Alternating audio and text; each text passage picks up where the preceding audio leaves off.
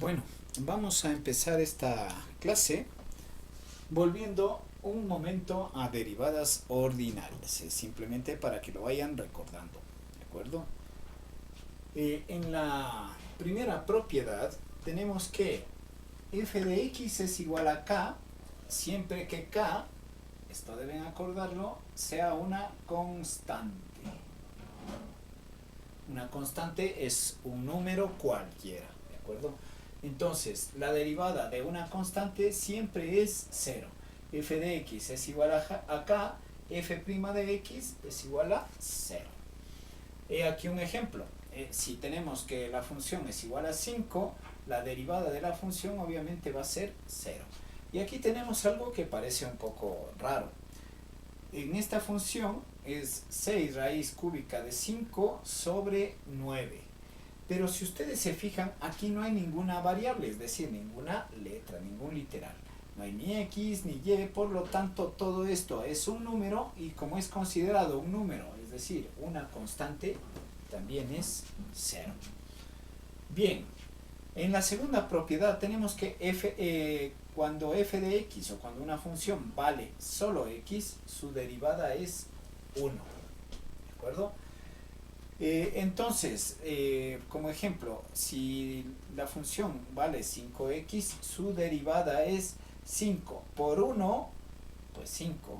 O aquí, la función es 700x, su derivada solo es 700. 700 por 1, pues 700. Es bastante sencilla. Vamos con la tercera. Esta es la básica, es la que más se suele usar, así que es muy importante que sepan hacerla. Bien, ¿cómo se la realiza? Es la función cuando x está elevado a la n, o sea, la variable, en este caso x, está elevado a un número cualquiera. Entonces el número se baja a multiplicar y a la potencia se le resta 1. Es decir, esta potencia baja acá a multiplicar a la variable y se le resta 1 a su potencia. En este caso, f de x es igual a x al cubo, por lo tanto el 3 baja a multiplicar y al 3 le quitamos 1, es decir, 2. Y lo mismo acá, f de x es igual a 5x a la cuarta. El 4 baja y multiplica al 5, por eso 4 por 5, 20, y al 4 le quitamos un elemento y ya está. Esas son, vuelvo a repetir, esta es la fundamental, aunque todas y cada una de estas se usan siempre. Bien, vamos con la propiedad número 4, aunque les vuelvo a repetir, no es que las propiedades tengan un número, solo les asignamos esto por cuestión de orden. En matemáticas siempre prima el orden. Bien, entonces tenemos que la raíz de n, el índice n, de x a la m, es lo mismo. Esta función es lo mismo que esto. Aquí no estoy derivando. Tienen que tener muchísimo cuidado con eso. Aquí solo estoy transformando la función. Esto es raíz, yo he transformado en potencia.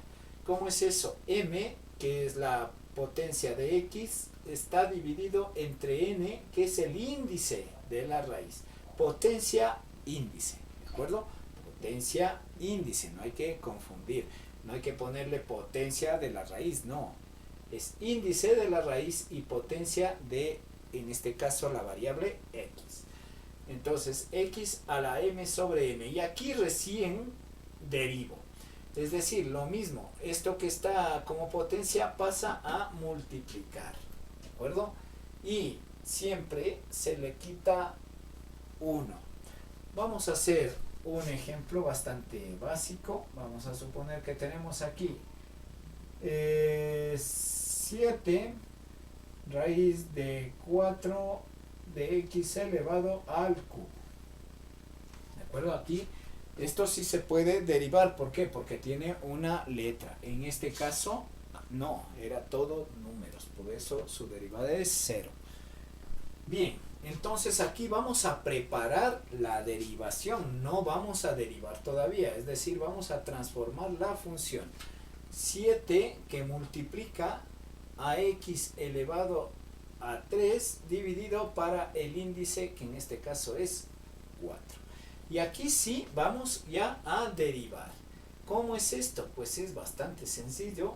Lo único que debemos hacer es, este se multiplica con este. 7 por 3, 21 sobre 4 x, y aquí a 3 cuartos le quitamos 1 y lo hacemos aparte, es decir, 3 cuartos menos 1, 4 por 1, 4, pero es menos 4, 3 menos 4 es menos 1 cuarto, este se mantiene tal cual.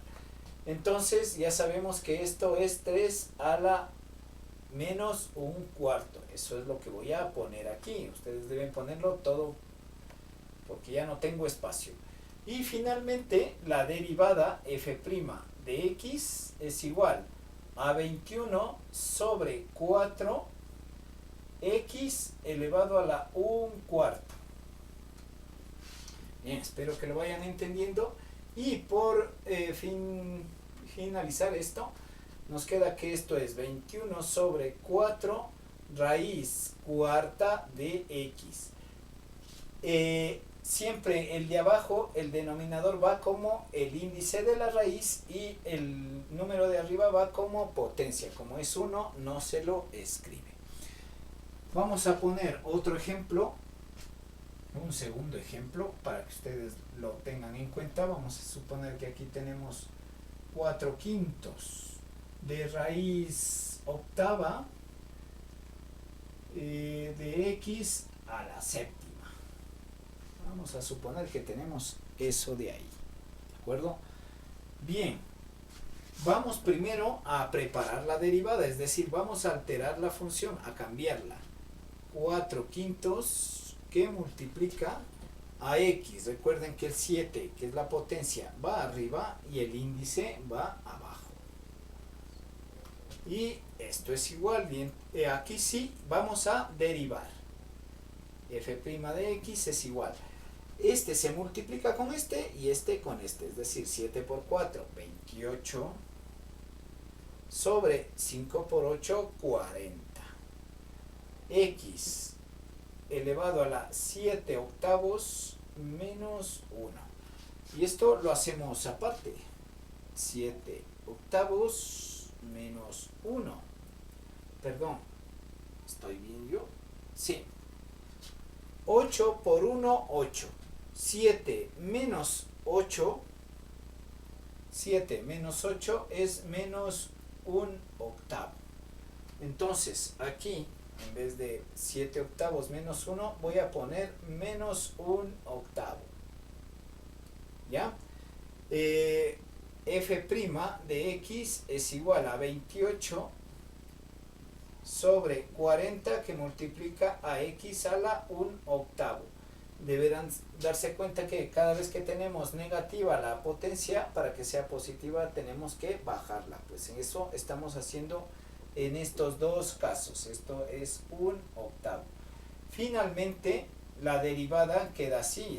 Siempre debemos volverle a la raíz. La mitad de 28, 14.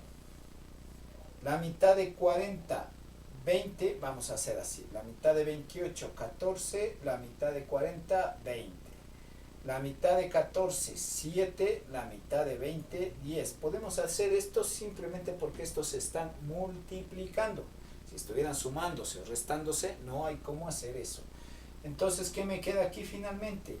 7 sobre 10 raíz octava de x. Y esta sería la respuesta. Bueno, tenemos dos ejemplos claros de lo que son las derivadas.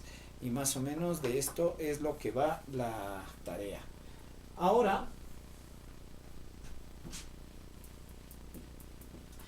vamos a hacer otros ejemplos. Prácticamente no vamos a avanzar más hasta realizar algunos ejercicios de máximos y mínimos también, y voy a ponerles ejercicios que podemos denominar que son un poquito especiales, ¿de acuerdo? Estos ejercicios especiales pueden ser, por ejemplo, f de x es igual a pi x cuadrado más raíz cúbica de x al cubo. Bien, vamos a suponer que tenemos esa, perdón, este es raíz cúbica, está así, raíz cúbica de 3 de x al cubo, está así, es diferente.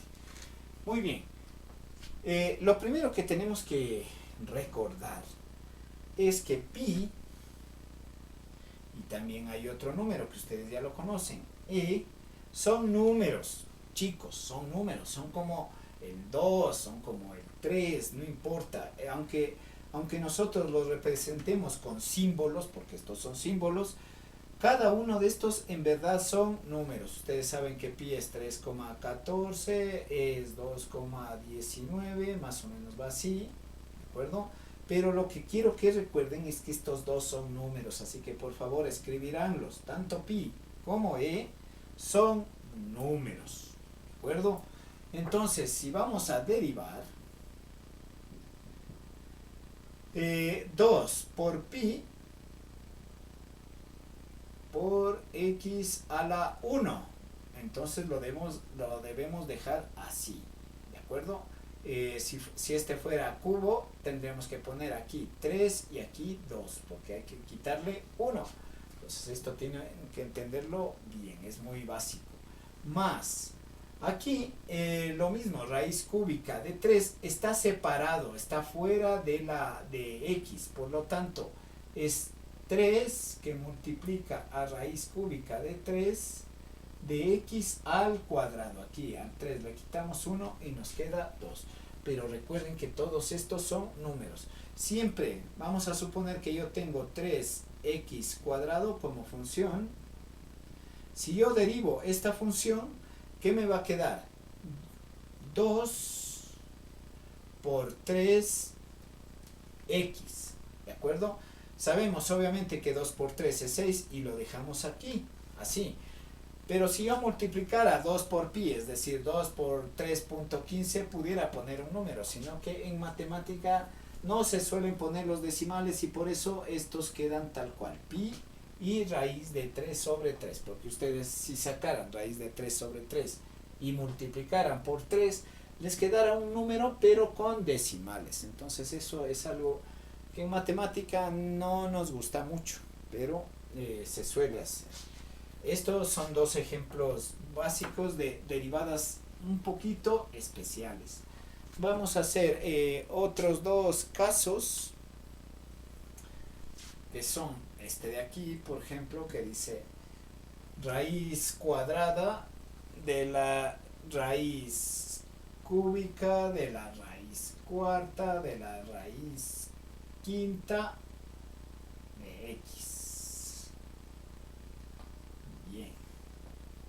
Vamos a suponer que solo tuviese raíz quinta de x, solo eso.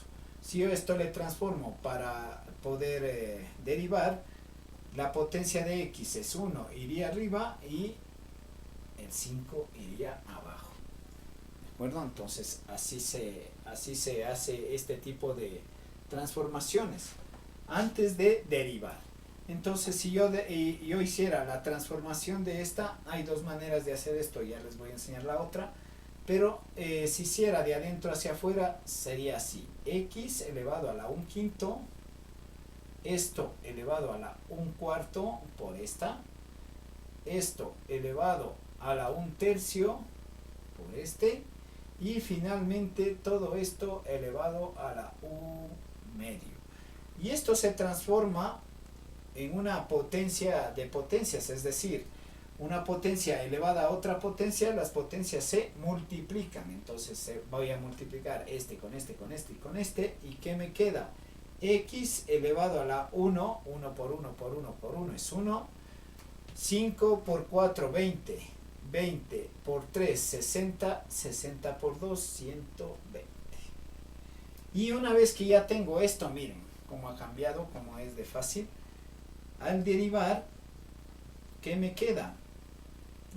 1 sobre 120 x elevado a la 1 sobre 120 menos 1.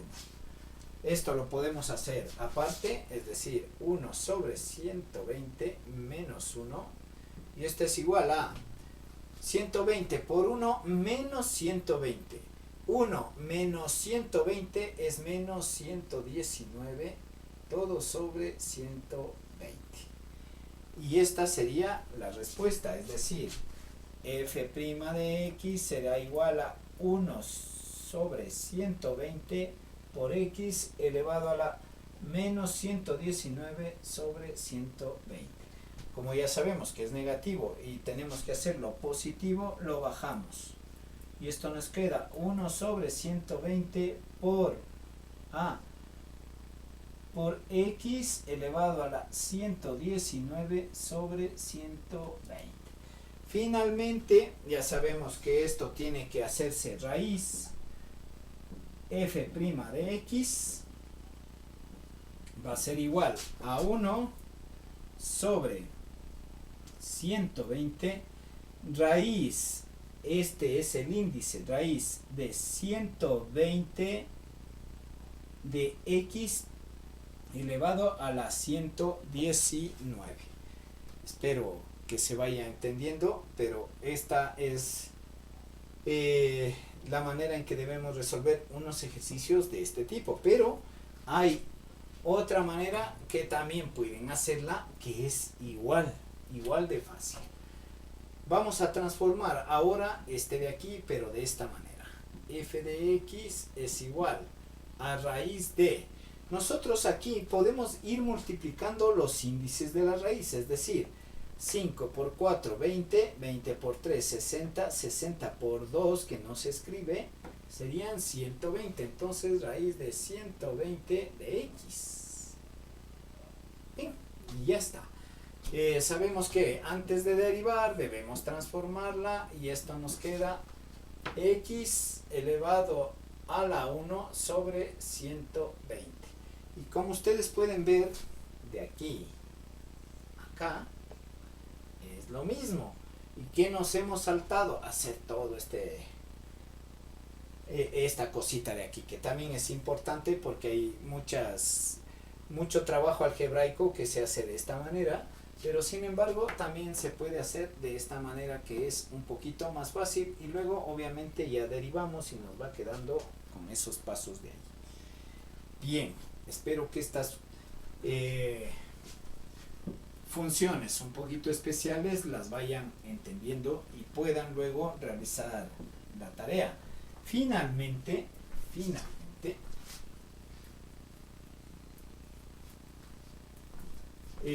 vamos a derivar, o les voy a enseñar a derivar. Vamos a suponer que tengo 1 sobre x cuadrado. Primero, voy a cambiarle esto. Vamos a poner 3 sobre x cuadrado. Lo primero es esto subirle, es decir, no voy a derivar todavía. Yo puedo poner f de x es igual a 3 que multiplica a la x menos 2. Como es positivo, el rato que lo subo se hace negativo. Y una vez que ya tengo esto, ya puedo derivar, es decir, f' de x, siempre que derivemos debemos poner f' de x, donde empecemos a derivar, no antes. No puedo poner aquí f' porque aquí no he derivado todavía. Lo único que he hecho es subir este x hacia arriba. Ahora, una vez que ya tengo esto, sí puedo derivar. Miren, menos 2 por 3 es menos 6. Y a este le quito 1. Menos 2 menos 1 es menos 3. Se suma. Y como ya sabemos, no podemos dejar que las potencias se queden como negativas, por lo tanto la hago positiva. Y esa sería la respuesta.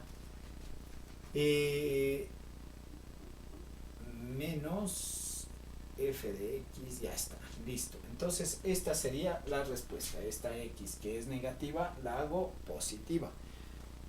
Para no hacer tanto trámite como el que acabo de hacer, nosotros desde aquí podemos usar el truco de la derivación rápida. Vamos a suponer que tengo 7x cuarta. Para no hacer todo esto de subirle y luego empezar a derivar, podemos derivarla directamente, pero siempre y cuando arriba haya un número y no haya otra x, porque en ese caso ya no es posible hacer esto que voy a hacer ahora. Primero, le cambio de signo. Si es positivo, le pongo negativo. Y lo otro que voy a hacer es multiplicar este con este. 7 por 4, 28. Y el 28 lo pongo arriba. Y al de abajo le sumo 1. No le quito, le sumo 1. ¿De acuerdo? Como ustedes pueden ver, esa es la manera más sencilla. 7 por 4, 28. Primero cambio de signo. Luego multiplico el número que está arriba por la potencia de la x. 7 por 4, 28. Y luego a la x le sumo 1. Miren, fíjense, esta fue la respuesta. Pues si yo desde aquí derivo f' de x, les voy a demostrar. Primero es positivo, cambio de signo. Menos 2 por 3, 6. Y al de abajo le sumo 1, x cubo. Como ustedes pueden ver, es exactamente lo mismo y lo hemos hecho en un solo pasito. Esto es cuando tengamos pruebas y eso, tenemos que hacer que la cuestión se haga un poquito más rápida. Entonces podemos usar estos truquitos. No pasa absolutamente nada. Espero que esta parte de las derivadas lo hayan entendido bien. Y chicos, a continuación vamos a ver máximos y mínimos en una gráfica. En esta clase vamos a aprender máximos, mínimos, intervalos de crecimiento y decrecimiento de una función. Aquí tenemos tres gráficos. Vamos a suponer que este gráfico se llame f de x, la función f de x. Este de aquí, g de x, y este de aquí, h de x. Cada una de las funciones va a tener un nombre diferente, simplemente para diferenciar una de otra, ¿de acuerdo? Pero todas pueden llamarse f de x, o g de x, o h de x, o cualquier letra minúscula. Con esto, esta x encerrada entre paréntesis. Ustedes pueden poner el nombre que quieran, ¿de acuerdo? Una letra minúscula y la x.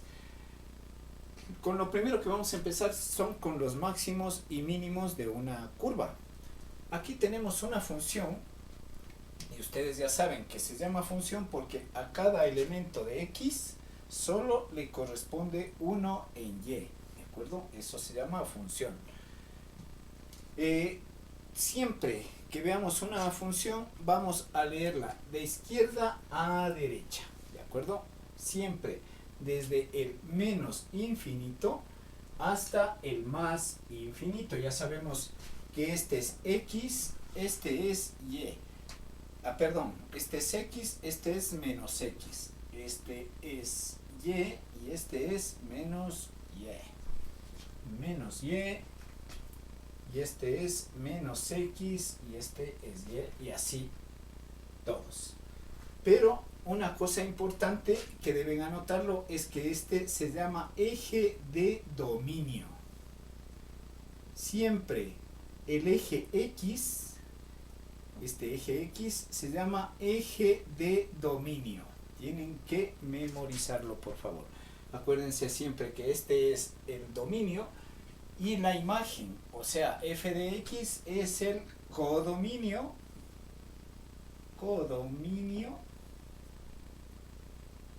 o también llamado imagen, ¿de acuerdo? O imagen.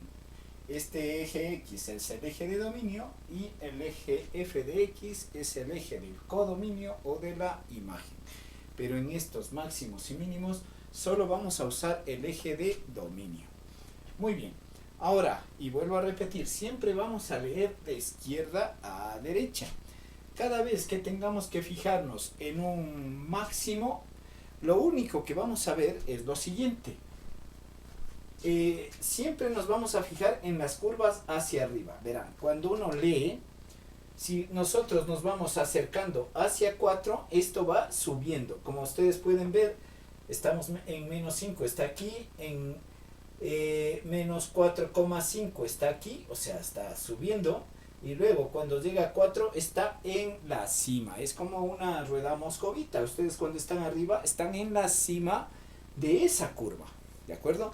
O cuando bajan están al tope hacia abajo de la curva, y lo mismo si vuelven a subir, están en la cima. La cuestión es que hay dos tipos de máximos y obviamente también habrá dos tipos de mínimos. Para diferenciarlos es muy sencillo. Vamos a ver este de aquí. Este máximo, si nosotros nos fijamos en toda la función, en toda la gráfica, vemos que hacia arriba ya no hay nada más, o sea, no hay más gráficos hacia arriba.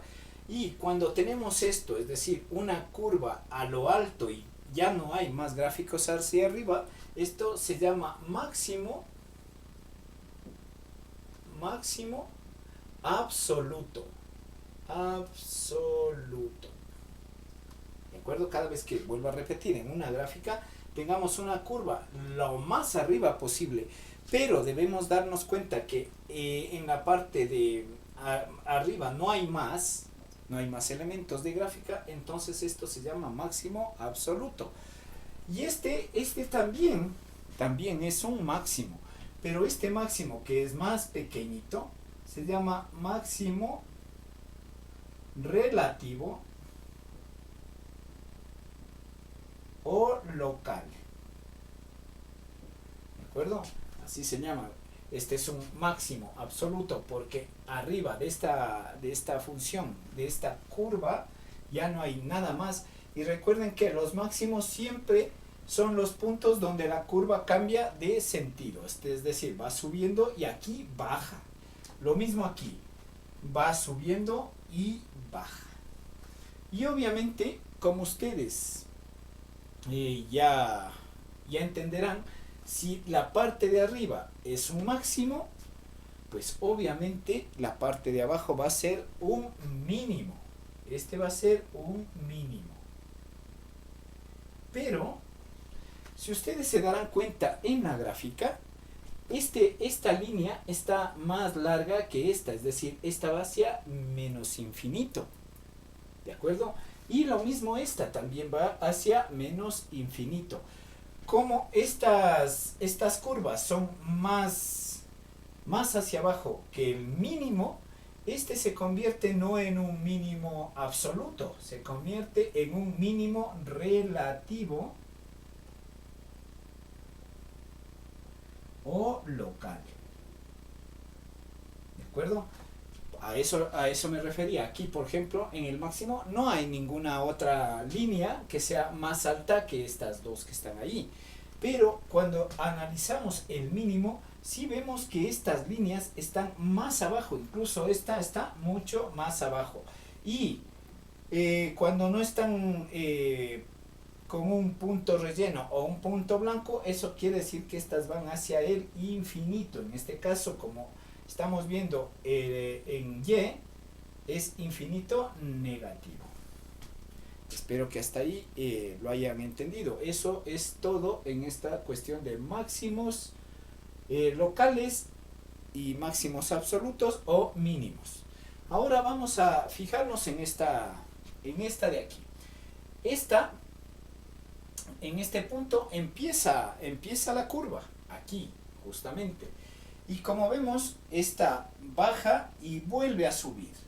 Entonces, podemos identificar este como mínimo y lo mismo, aquí baja y vuelve a subir, es decir, donde cambia de sentido la curva. En estos dos, como estos bajan y van al infinito, no nos interesa. Puede ser que algún momento la curva pueda volver a subir, pero sin embargo, tal y como está escrita, estas van hacia el infinito, ¿de acuerdo? Entonces espero que eso lo vayan entendiendo bien. Y ya podemos fijarnos entonces que como este es el punto más bajo, es un mínimo absoluto. mínimo absoluto. Y este de aquí sería un mínimo relativo. Ahora, aquí tenemos también dos máximos, pero hay que tener mucho, mucho cuidado. ¿De acuerdo? Y aquí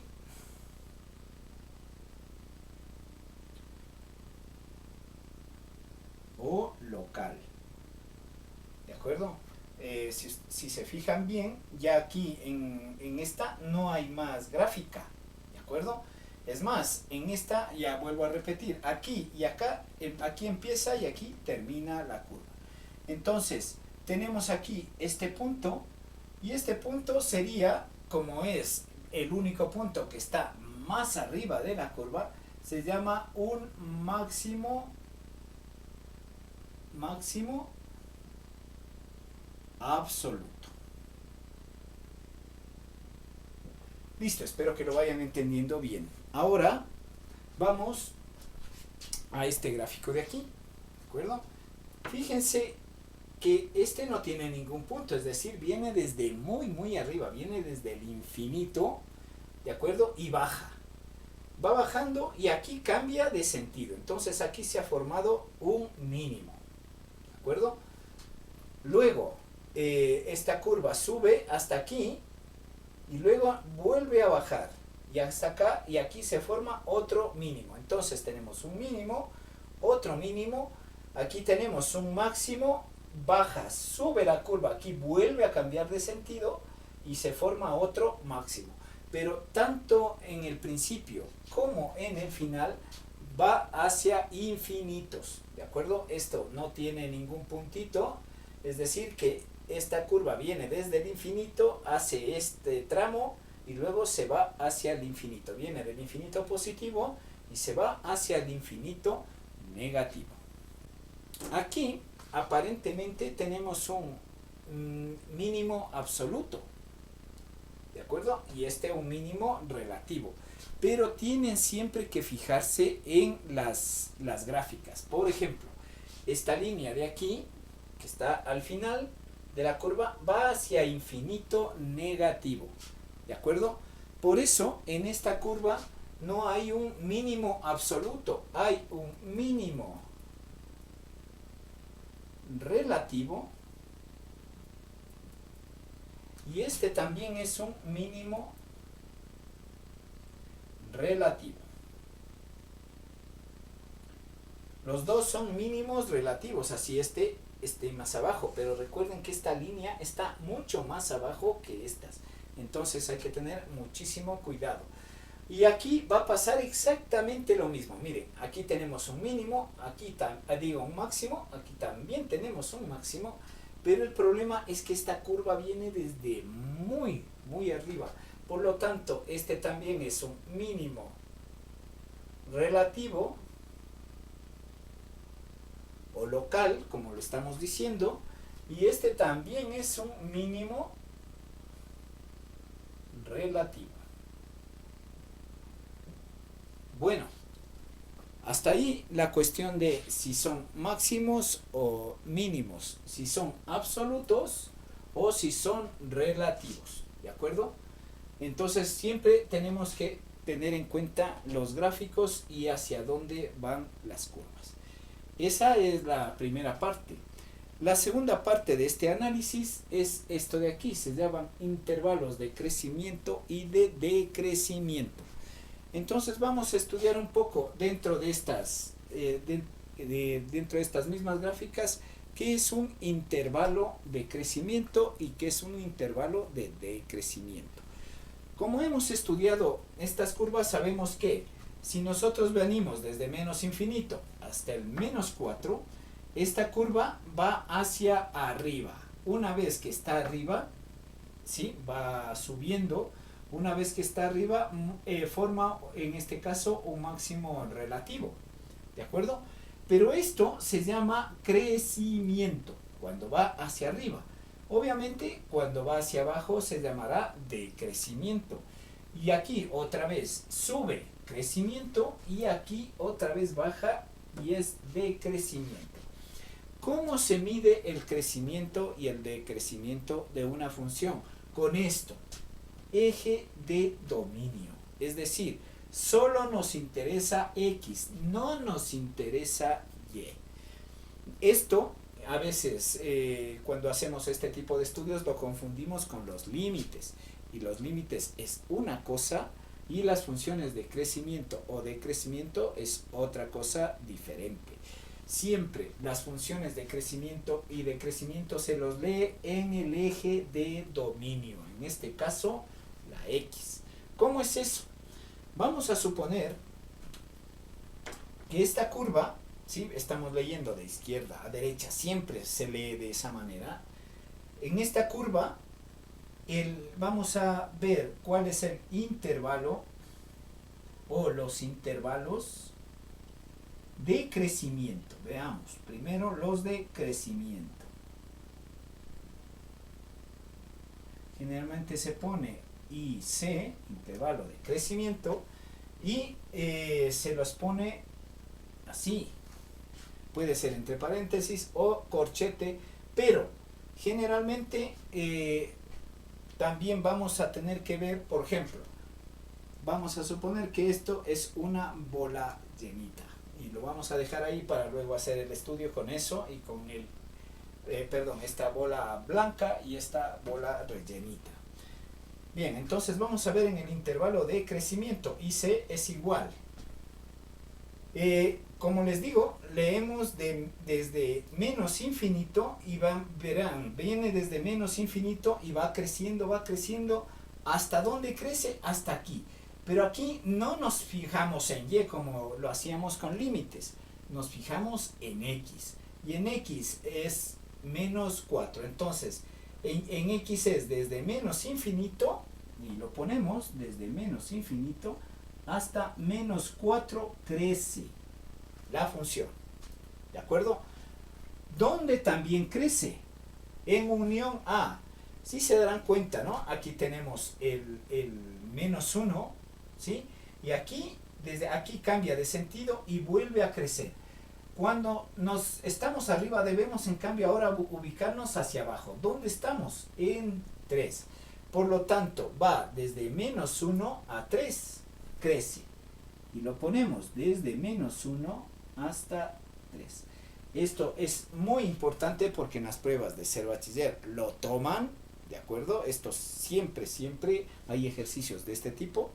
Y van siempre les van a decir intervalos de crecimiento o intervalos de decrecimiento. ¿Cuáles y cuáles son? Bueno, ¿cuáles son? Y les dan este tipo de respuestas. Entonces, como ven, no es tan difícil, siempre que se acuerden que los intervalos de crecimiento y decrecimiento se lee en el eje de dominio, siempre. Ya tenemos el intervalo de crecimiento. Ahora veamos el intervalo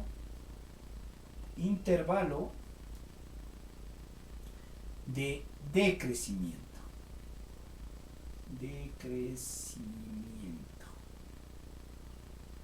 Entonces lo podemos poner I y una D, simplemente para identificar que es un intervalo y que es de decrecimiento, y vamos a estudiarlo. Entonces, ¿desde dónde empieza a descender la curva? Como ustedes pueden ver, va desde menos 4 hasta donde desciende, donde cambia de dirección, hasta menos 1. Entonces le ponemos de menos 4 a menos 1 en unión. ¿Dónde desciende? Como ustedes pueden ver, aquí, desde 3, desciende. Y fíjense esto, si esta curva se va hasta menos infinito, simplemente se alarga, o sea que esta curva va a estar descendiendo hasta el infinito, pero positivo, porque siempre estamos leyendo en el eje X. Por lo tanto, el otro eje de decrecimiento es desde 3